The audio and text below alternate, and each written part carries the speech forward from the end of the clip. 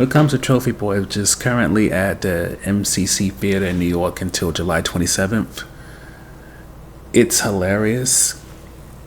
decent social commentary, and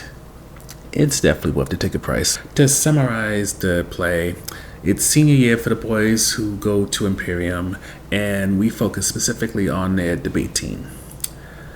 Thus far, they've won all of their previous matches against their sister school, and unfortunately, this time things are made a little bit more complicated.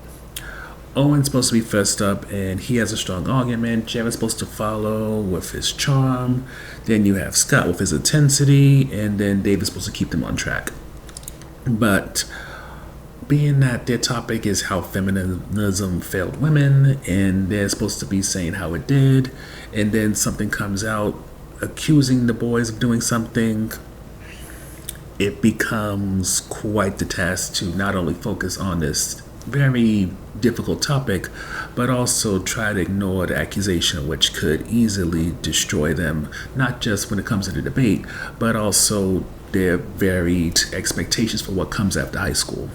So getting to the review section, one of the top highlights for us is definitely going to be the physicality, because as you can see in this screenshot, picture I took,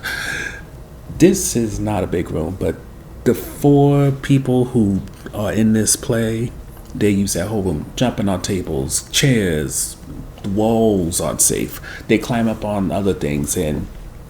the room in itself is pretty much, I wouldn't say it's a character, but it's definitely a part of how they express themselves. It's not just a set, it's something that they use, and even outside of the destruction, it's also used for when they have these very odd dance numbers, which they were funny, but they were also very weird. But at the same time, that's kind of part of the humor here. It's not just about these non-binary trans, or I don't know if any of them identify as cis women, but basically all these non-cis male are playing cis male, and it's ridiculous, absurd, but at the same time, getting into the next highlight, as funny as it is, it also kind of disassembles what it means to, at least in both the star and writer's mind, what it means to be a teenage boy, especially in an age where, we're leaving the toxic masculinity years, but at the same time, what is manhood in a way that not only men can accept, but also women can accept, is still a little bit in flux. Like,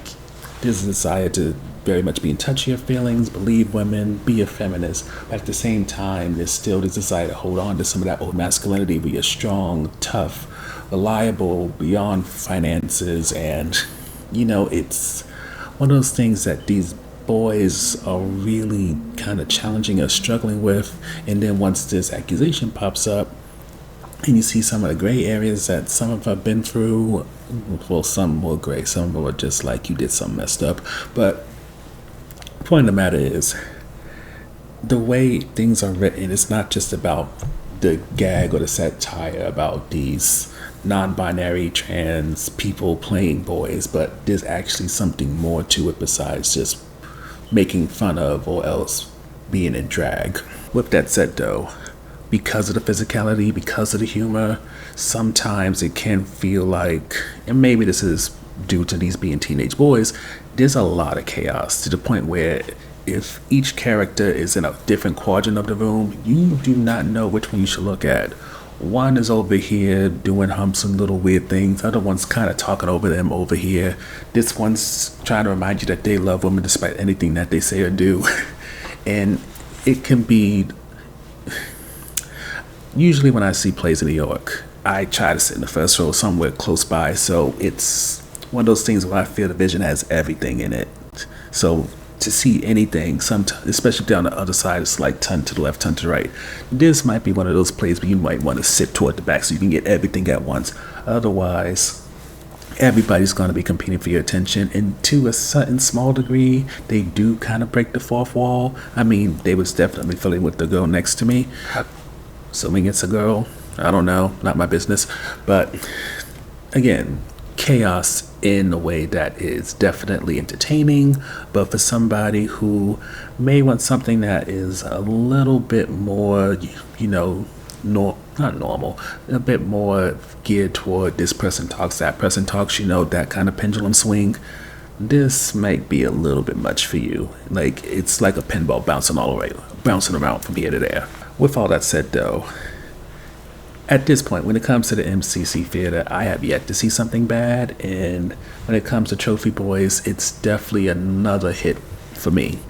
It has weird homoerotic humor, sharp banter, flashes of emotional vulnerability, and the play knows how to handle not only the absurdity of what it's presenting physically, but also knows how to get to the absurdity of what it means to be a male in modern times, and trying to navigate not only the complicated definition, but also still address how the toxicity of old visions or perceptions of men still are trickling its way into the new generation, even though people think it's completely changed at this point.